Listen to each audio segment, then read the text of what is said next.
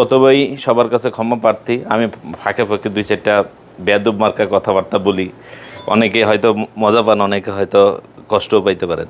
সবার কাছে ক্ষমা চাই। এবং দ্বিতীয়ত মামার এবং আমাদের নোমান ভাইয়ের এই আয়োজনে মানে সহযোগিতায়, তাদের অক্লান্ত পরিশ্রমে আমরা এই হজ অনুষ্ঠানে আসছি এবং আলহামদুলিল্লাহ সাকসেসফুলি কমপ্লিট করতে পারছি। এই জন্য আলহামদুলিল্লাহ আল্লাহ পাকের কাছে। এবং আমি চাই দেশে যাইয়া যাতে এই যেভাবে আমরা এইভাবে ছিলাম নামাজ কালাম আমলের ভিতরে, এভাবে যেন সবাই থাকতে পারি। আমি সবার কাছে দোয়া চাই।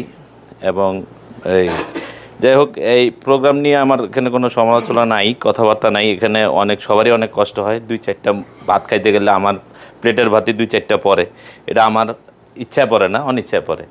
এই আলহামদুলিল্লাহ সবার কাছে ক্ষমা চাই, দোয়া চাই।